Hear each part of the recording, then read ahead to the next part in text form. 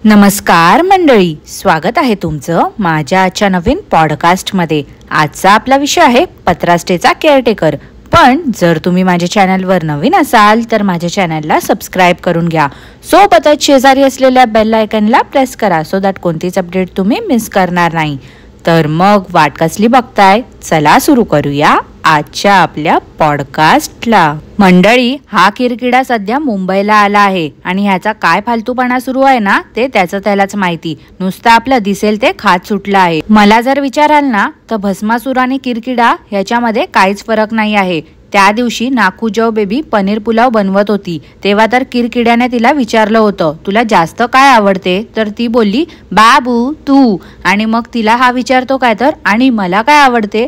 तर ती बोलली बिर्याणी। आणि त्यावर किरकिडा ही ही ही ही ही करत हसत होता। कसे आहेत ना हे दोघं, म्हणजे लग्न झालं यांचं तरी आपलं निब्बा निब्बी चाळे करतच असतात।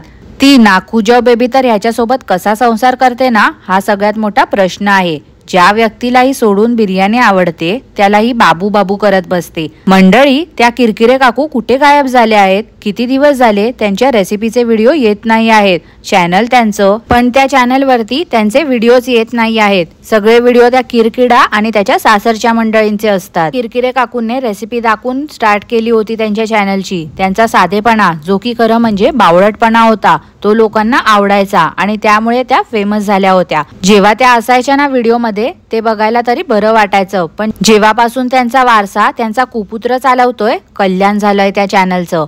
काकू रेसिपी नाही दाखवत, त्याचा फायदा साखरवाल्या काकू आणि त्यांची मुलगी उचलते। थोड्या दिवसांनी बघा मंडळी, ह्या दोघी पण सेपरेट चॅनल ओपन करतील। आता ती नाकूजव बेबीची बहीण पावभाजी बनवत होती तेव्हा भविष्यनाश जिजू कसे सारखे तिथे किरट्या घालत होते पाहिलं का? भविष्यनाश जिजूला तर या किरकिड्यावरती जरा भरोसा नाही आहे। ती खुजा पावभाजी करत होती तेव्हा पण त्या नाकूजव बेबीने नाकाला हात लावला होता। हिच्या घरातले ना सगळेच डिसेंट आहेत, हीच त्या किरकिड्यासोबत राहून अशी गचाळपणा करते। ती खुजा हिच्यापेक्षा मोठी आहे वयाने, पण असं बघितलं ना तर वाटते नाकूजव बेबी 2 मुलांची आई आहे।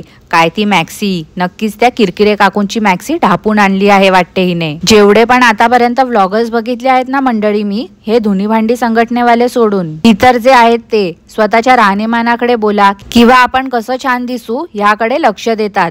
बंजिताच बघा ना, ती आधी कशी राहायची आणि आता किती तिने सुधारणा केली आहे स्वतःमध्ये। तसं यांचं नाही, नुसता चिकटेपणा करत असतात, काहीच यांना पडलेली नाही आहे। गचासारखं कॅमेरा समोर येतात आणि काही दाखवून खपावतात कॉन्टेंटच्या नावाखाली। खरंच साखरवाल्या काकू आणि ती खुजा बोलत असतील की कोणत्या घरात मी या मुलीचं लग्न लावून दिलंय। त्यांना नक्कीच आता रिग्रेट होत असेल तिची ही अशी अवस्था बघून। ह्या किरकिड्यासोबत लग्न होण्या अगोदर नाकूजव बेबी कशी होती आणि आता कशी झाली आहे, शी शी शी शी। तो घरचा मोठा जावई खाली बसलाय आणि किरकिडा मोठा स्वतःला सेलिब्रिटी समजतो, खुर्चीवरती बसून रिव्ह्यू देतोय। आता हा बाई माणूस खाली बसून पण रिव्ह्यू देऊ शकत होता ना, खायचं तर याला तोंडाने होतं, मग वर बसलाय काय किंवा खाली बसलाय काय?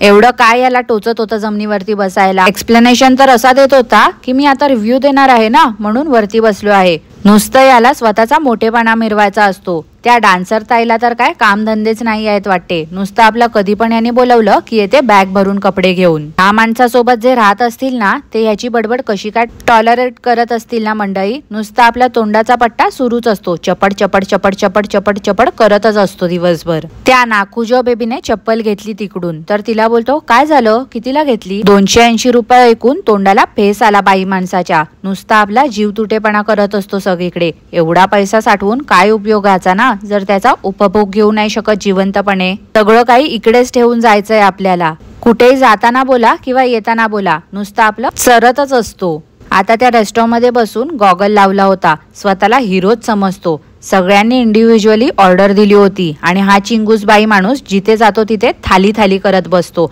त्या मेन्यू मध्ये काय काय नावं होती त्या डिशेसची घेऊन दाखवत होता आणि बोलतो काय तर, हे ऐकलंय का नाव? वेज परेशानी, वेज टायटॅनिक, रंग दे बसंती, काजू मक्खनवाला, पनीर मक्खनवाला आणि ह्याची बायको साखरवाला, ते नाही सांगत हा कधी। बायकोचा आडनाव बरोबर लपवून ठेवलंय याने। पनीर चुटणीवरून किरकिड्याने जो वर्ड यूज केलाय ना मंडळी, त्या लहान मुलांसमोर ह्या माणसाला तर चापकाने फोडून काढलं पाहिजे। मुद्दाम असले थिल्लरपणा करत असतो। खोटा माणूस एडिटिंगच्या वेळी कानामध्ये घालून बसतो का?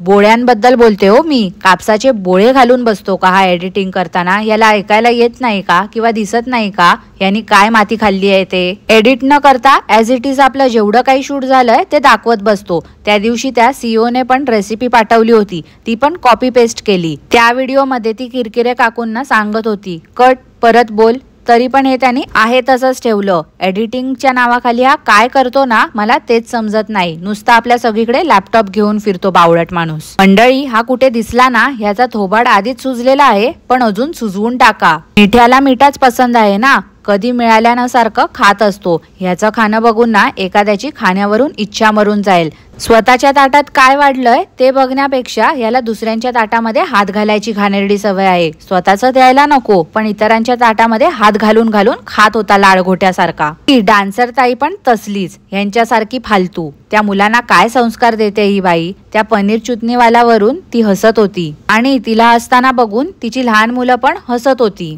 180 रुपयाची थाली बघून किरकिडा बोलतो हे मी रेकमेंड करतो, पण हेच जर 200-300 रुपयाला असती ना तर मी रेकमेंड केलं नसतं. ह्याच्या झोपडा स्टे मध्ये तर व्हेज थाली पण 250-300 रुपयाला आहे. मग लोकांनी का ते खावं बरं?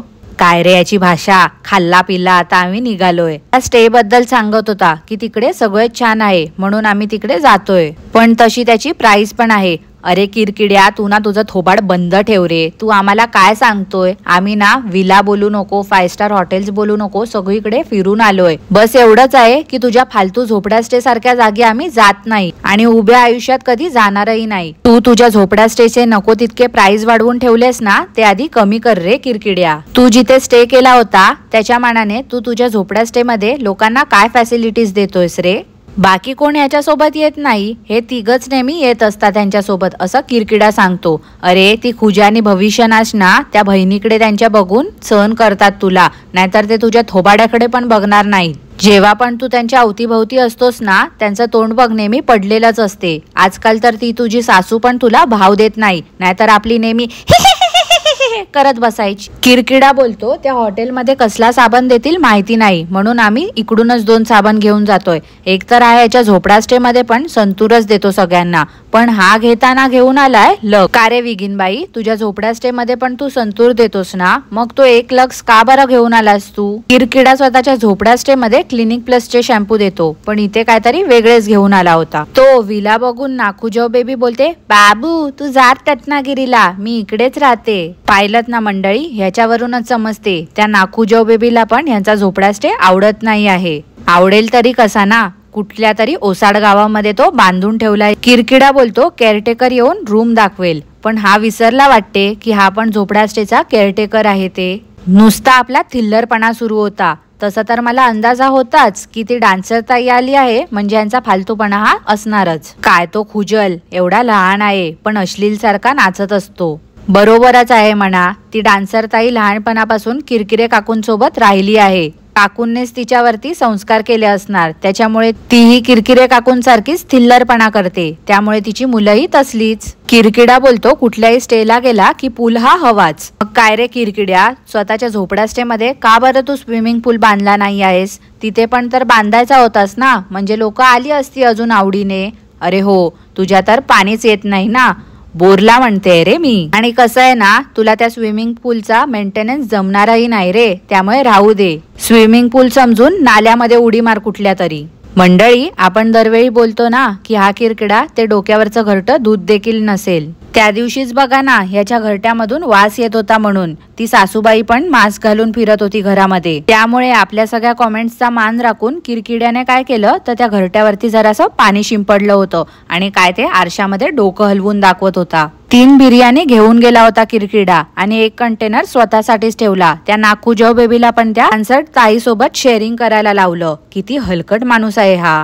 तिकडून स्टेशनवर ना 50 रुपयाचा ढोकळा घेऊन गेले होते, त्याच्यावरती पण ह्याचा डोळा. बोलतो का तर ढोकलं पण आणलंय. ढोकलं? अरे बाबा, ढोकलं नाही रे, ढोकळा बोलतात त्याला. असं मन करते तुझ्या डोक्यामध्ये ना हतोड्याने ठोकलं पाहिजे.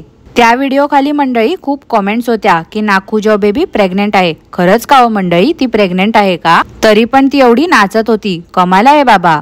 Light number 1 light number 2 of केल्या. अरे बाबा, तुझा चॅनल पण ना असाच एक दिवशी ऑफ होऊन जाणार आहे युट्यूब वर ना. सॅटर्डेला हे लोक गेले होते तिथे, पण हा बाई माणूस तर वार पाळतो ना, मग नॉनव्हेज कसं बरं हा खात होता तिथे. आणि यावेळी तर माळवस होऊन गेला तरी पण महालय श्राद्ध यांनी केलं नाही. आता गेल्या वर्षी सारखं नवरात्रीमध्ये श्राद्ध करेल वाटते. इनरवेअर्स हाताने लपवत होता बावळट आणि झापझूप करून कॅमेरा फिरवत होता ना विला दाखवताना, तेव्हा तर ते सगळे इनरवेअर तिथेच दिसत होते. खरंच अक्कल शून्य माणूस आहे हा. किती वसवसल्यासारखा खात सुटला नुसता. शिरा खाल्ला तरी पण परत बिर्याणी खायला गेला होता. तिथे समोर कपालेश्वर मंदिर दिसलं तरी पण तिथे जाऊन दाखवलं नाही याने ते मंदिर. नुसता आपला खाजीच्या मागे असतो. परत झुडिओ मध्ये गेला होता शॉपिंग करायला. कोण भेटलं ना तिथे की फालतू आपल्या स्वतःच्या चॅनलचं प्रमोशन करत असतो. त्यांना सांगतो काय तर आमचा व्हिडिओ बघा, त्याच्यामध्ये तुम्ही दिसाल, आमच्या चॅनलला सबस्क्राईब करा.